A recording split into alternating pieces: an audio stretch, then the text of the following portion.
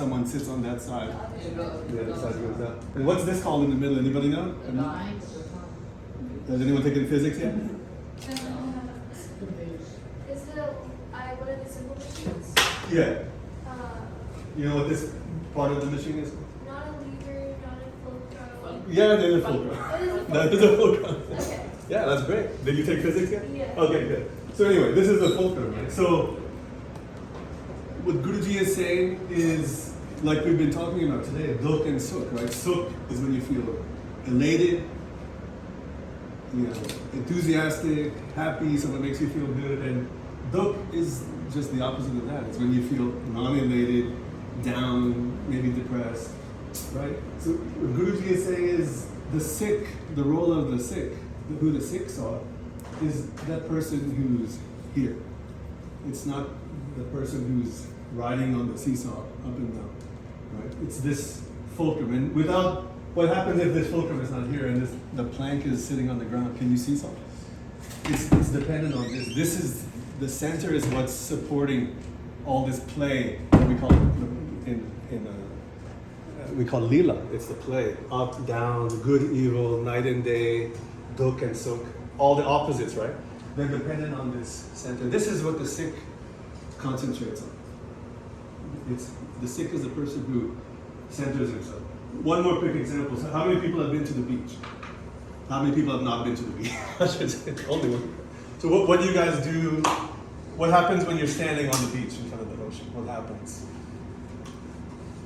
What does the water do? The water like makes the sand go back, so you start to slide forward. Yeah. So what happens after one wave comes, right, and it crashes on the sand? And what happens after that? What happens? It goes back to the ocean. And then what happens after that? Another one comes, and what happens after that? What happens after that? Does it ever stop in our lifetime? Will we ever see this? So the water going up is like sukh, right? Enthusiasm, elation, right? And when it goes down, that's like dukh, right? So these are waves. They go up and down, and they go back, merge into the water, up and down, back and merge into the water. When you fly above the water, have you guys, if you're in an airplane, if you fly above the ocean, what does the ocean look like from up? Do you see the waves going up and down? What does it look like? It looks flat, calm, placid, right? This is just another physical world example. Guruji is saying, the waves of happiness, sadness, and all the opposites, the play of opposites, they go up and down all the time. But he wants us to identify with the ocean, the depth of the ocean, right? It's, which we call it, in Gurmat you also see the word sagar.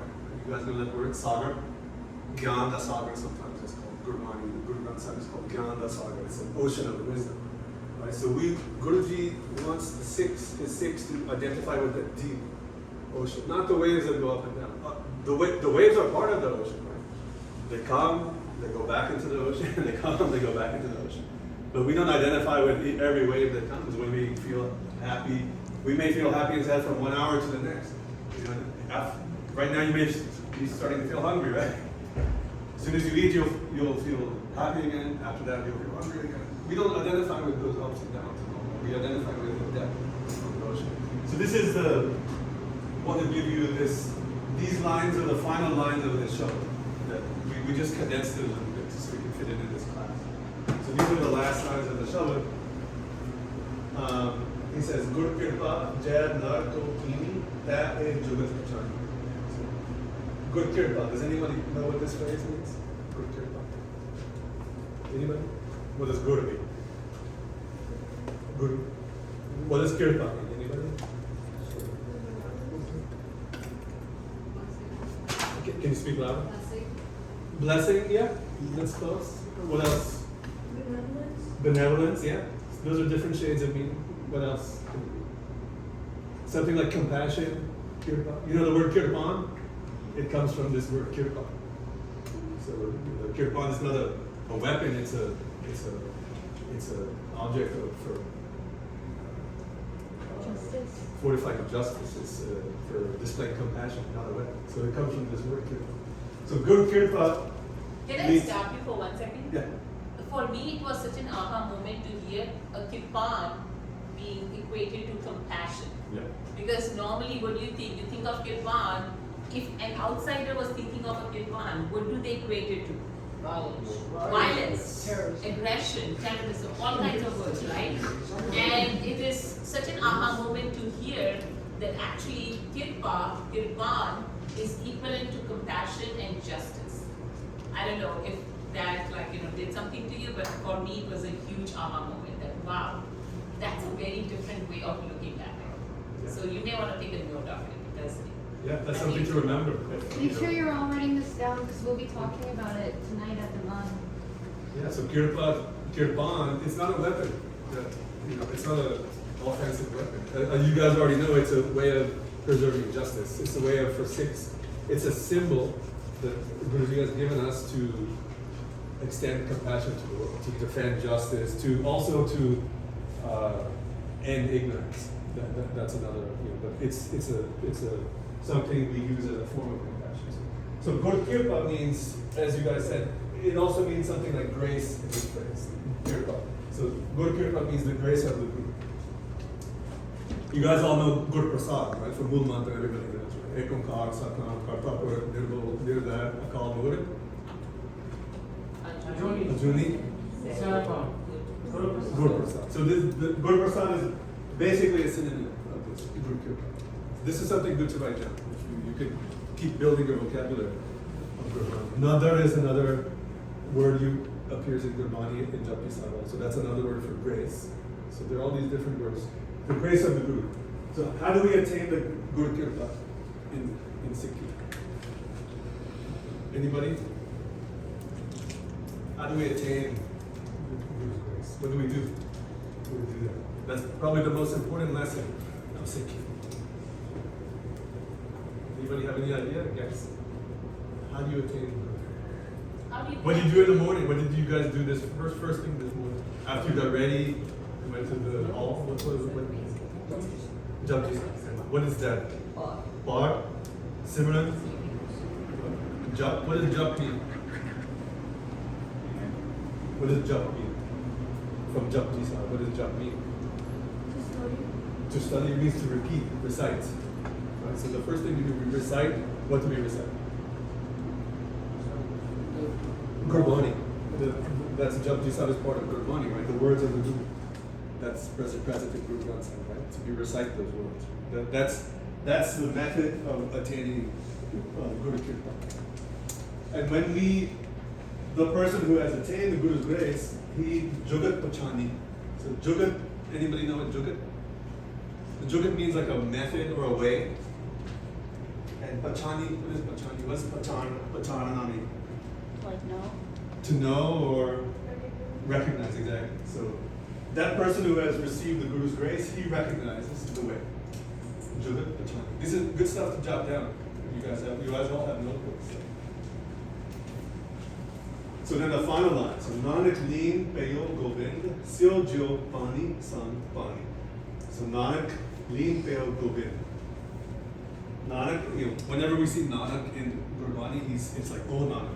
It's the Gurus talking to their own mind, which is just named Nanak.